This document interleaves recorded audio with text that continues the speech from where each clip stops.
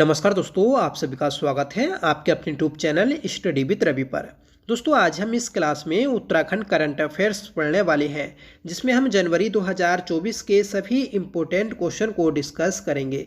सभी क्वेश्चन दोस्तों इम्पोर्टेंट और सेलेक्टेड हैं, जो आपकी आने वाली परीक्षाओं में सीधे देखने को मिल सकते हैं। ठीक है, हर एक क्वेश्चन के अदर फैक्ट्स भी आपको बताए जाएंगे।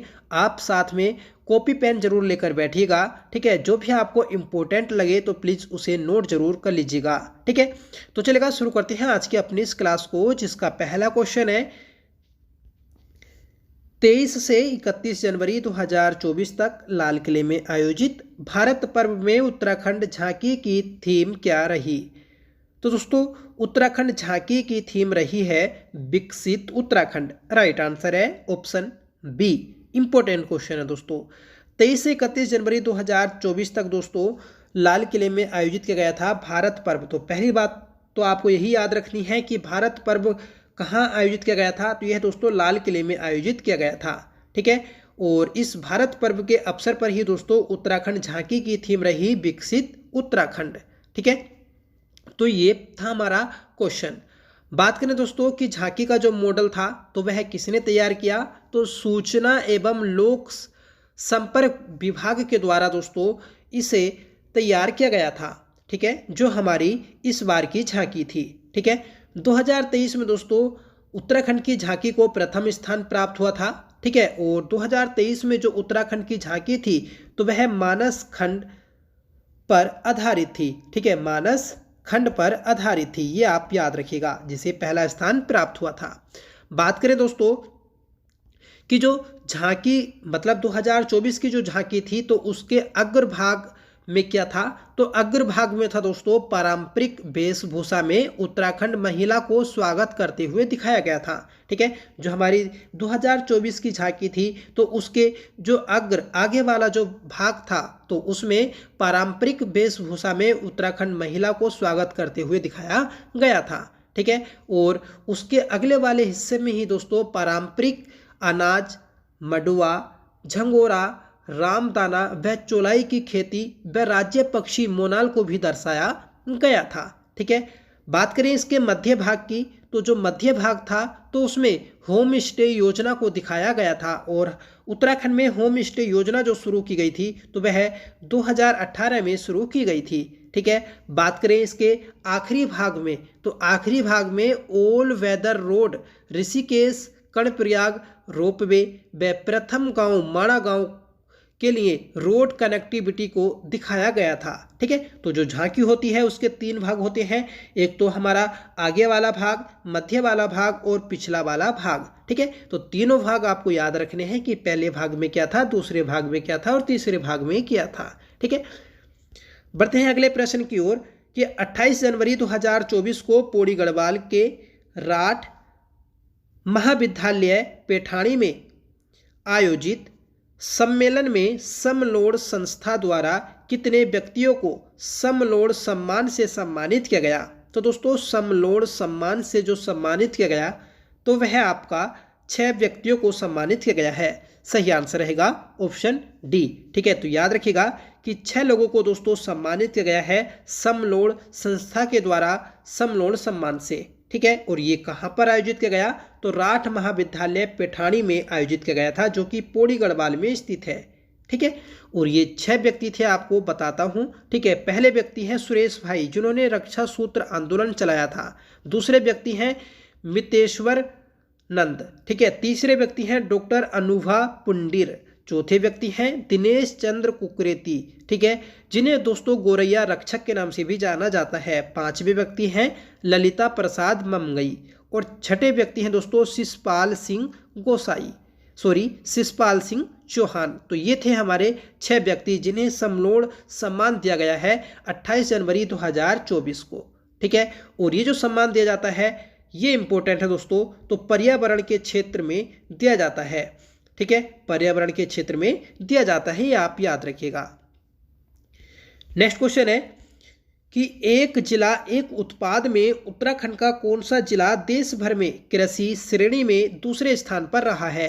तो दोस्तों एक जिला एक उत्पाद में उत्तराखंड का जो जिला कृषि श्रेणी में दूसरे स्थान पर रहा है पूरे देश में, तो वह है दोस्तों उत्तरकाशी। सही आंसर रहेगा ऑप्शन सी। ठीक है, उत्तरकाशी का दोस्तों जो लाल चावल है, ठीक है, तो इस उत्पाद को दोस्तों,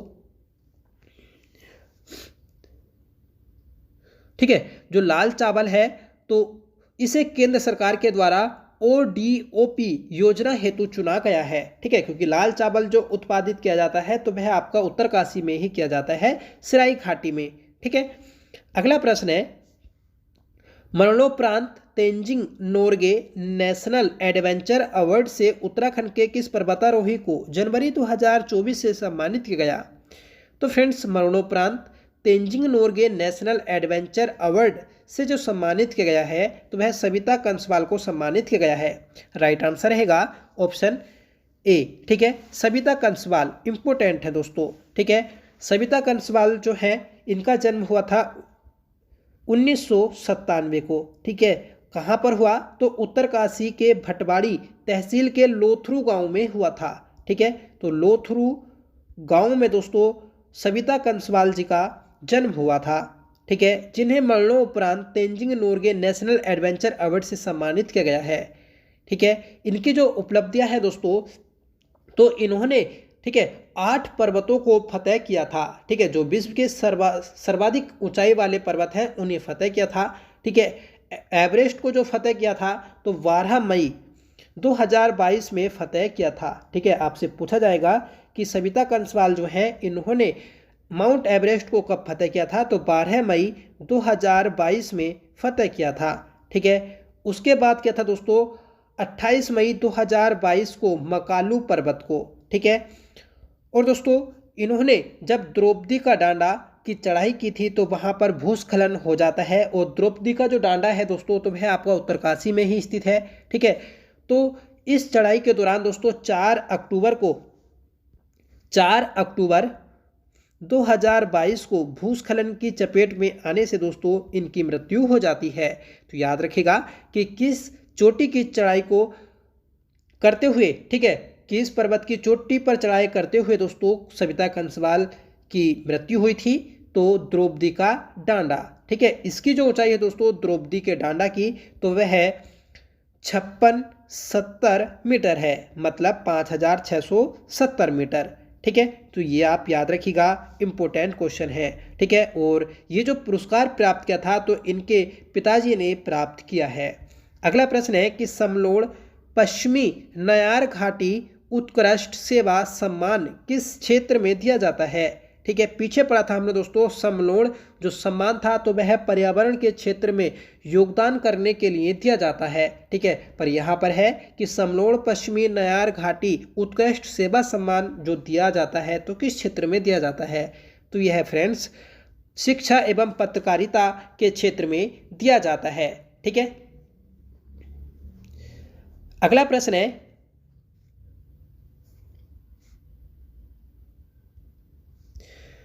स्वच्छ सर्वेक्षण सम्मान 2023 में उत्तराखंड के किस शहर को पहला स्थान प्राप्त हुआ है? तो दोस्तों स्वच्छ सर्वेक्षण सम्मान 2023 मतलब 2023 की जो रिपोर्ट आई थी दोस्तों 2024 में आई है। ठीक है, पर हम इस रिपोर्ट को जानेंगे 2023 के नाम से। ठीक है, तो 2023 की जो ये रिपोर्ट थी इसमें उत्तराखंड के किस शहर को सबसे स्वच्छ शहर होने का स्थान प्राप्त हुआ है, ये हमें बताना है।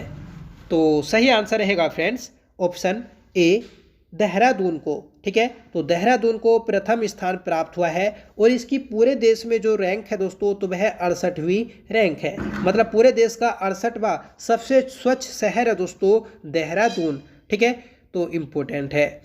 ठीक है, इसके अलावा हम बात करें कि दूसरा स्थान उत्तराखंड में किस शहर का है, तो हरिद्वार का है। तीसरा स्थान है रुड़की का, और चौथा स्थान है दोस्तों हल्द्वानी का। ये थे दोस्तों टॉप 4 सबसे स्वच्छ शहर उत्तराखंड के। ठीक है, अब बात करें कि पूरे भारत का सबसे स्वच्छ शहर कौन सा है, तो दोस्तों इंदौर, और इंदौर को 7वीं बार सबसे स्वच्छ शहर होने का खिताब प्राप्त हुआ है। ठीक है, इंदौर दोस्तों कहाँ पर स्थित है, तो यह आपका मध्य प्रदेश में स्थित है। अब बात करें हम दूसरा स्थान पूरे देश में किस शहर को मिला, तो सूरत को मिला है। ठीक है, तीसरा स्थान किसे मिला है, नवी मुंबई को मिला है। ठीक है, ये भी आप याद रखिएगा। और दोस्तों जो स्वच्छ सर्वेक्षण सम्मान समारोह जो आयोजित किया गया था तो वह आपका भारत मंडपम दिल्ली में आयोजित किया गया था, ये भी आप याद रखिएगा। ठीक है, इसके अलावा दोस्तों एक क्वेश्चन है कि पूरे देश का पहला 5 स्टार स्वच्छ शहर का जो खिताब प्राप्त हुआ है तो वह किस शहर को प्राप्त हुआ है, तो वह दोस्तों नोएडा को प्राप्त हुआ है, ये भी आप याद रखिएगा, इंपॉर्टेंट है। ठीक है, और गंगा किनारे सबसे स्वच्छ शहर कौन सा है दोस्तों, तो वह आपका वाराणसी है। ठीक है, वाराणसी, ये भी आप याद रखिएगा। बढ़ते हैं अगले प्रश्न की ओर। उत्तराखंड के किस हॉकी खिलाड़ी को भारतीय हॉकी टीम में चयन हुआ है, तो दोस्तों ये हुआ है बॉबी सिंह धामी का। ठीक है, बॉबी सिंह धामी का दोस्तों चयन हुआ है भारतीय हॉकी टीम में। ये जो है दोस्तों उत्तराखंड के पिथौरागढ़ के रहने वाले हैं और पिथौरागढ़ का गांव है दोस्तों कत्यानी गांव। ठीक है, बॉबी सिंह धामी जो कि फुटबॉल प्लेयर हॉकी प्लेयर है। ठीक है, अगला प्रश्न है कि उत्तराखंड राज्य का पहला बालिका स्पोर्ट्स कॉलेज का उद्घाटन कहाँ किया गया, ये इंपॉर्टेंट क्वेश्चन है। तो पहला बालिका स्पोर्ट्स कॉलेज का उद्घाटन किया गया है दोस्तों लोहाघाट चंपावत में। ठीक है, तो राइट आंसर रहेगा ऑप्शन सी। ठीक है, और इसके उद्घाटन करने की जो जानकारी दी है दोस्तों तो वह राज्य खेल मंत्री हैं हमारी रेखा आर्या, उनके द्वारा जानकारी दी गई थी। ठीक है, अगला प्रश्न है कि 12 से 16 जनवरी 2024 के मध्य नासिक महाराष्ट्र में राष्ट्रीय युवा महोत्सव में एकल नृत्य प्रतियोगिता में उत्तराखंड का कौन सा स्थान रहा है, तो दोस्तों 12 से 16 जनवरी 2024 के मध्य नासिक महाराष्ट्र में राष्ट्रीय युवा महोत्सव को आयोजित किया गया और यहाँ पर एकल नृत्य प्रतियोगिता आयोजित की गई और इस एकल नृत्य प्रतियोगिता में पहला स्थान प्राप्त हुआ है उत्तराखंड को। ठीक है, और उत्तराखंड से जो नृत्य करने वाली नृत्य करने वाली जो थी तो उनका नाम है दोस्तों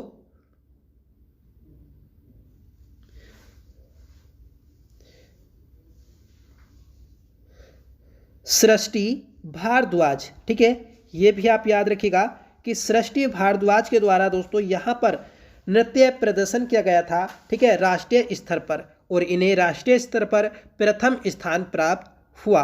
ठीक है, और राष्ट्रीय युवा महोत्सव की जो थीम रही तो वह मेरा भारत विकसित 2024 युवाओं द्वारा युवाओं के लिए, ये इसकी थीम रही है।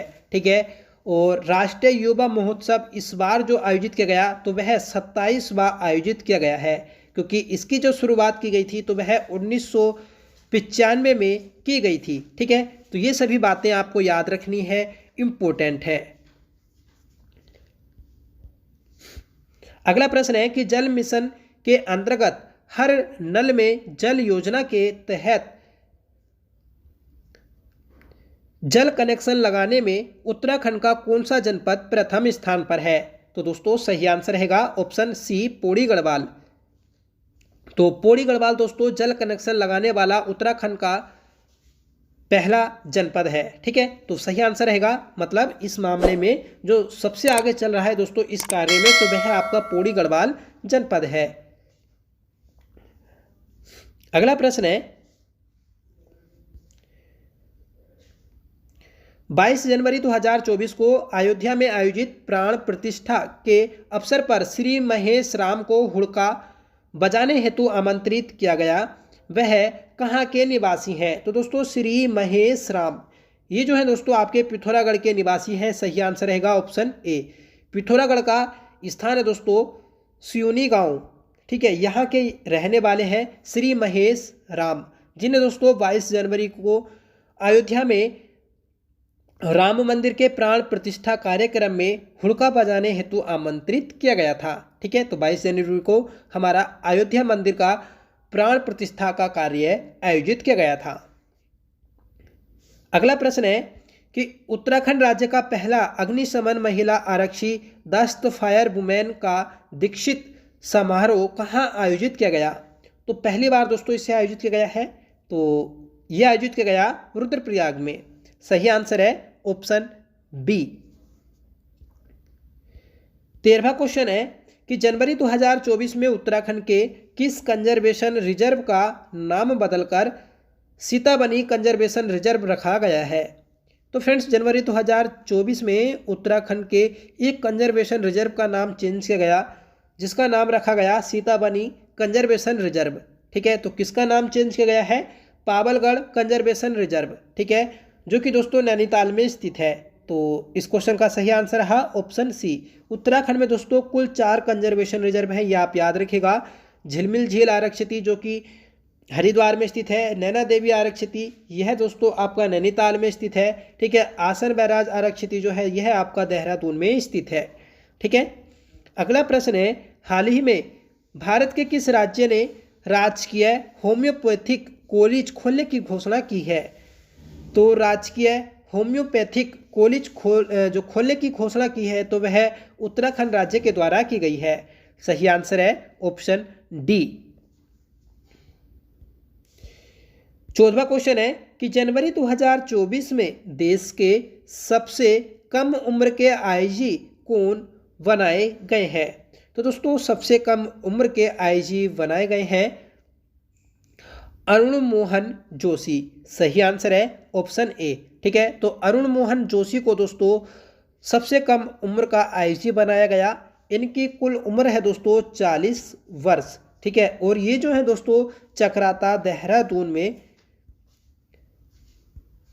ठीक है, चक्राता देहरादून के रहने वाले हैं। ठीक है, याद रखिएगा। नेक्स्ट क्वेश्चन है कि भारत सरकार की महत्वाकांक्षी परियोजना PMFME खाद्य प्रसंस्कृति इकाइयों को अपग्रेड करने के मामले में उत्तराखंड का कौन सा स्थान है?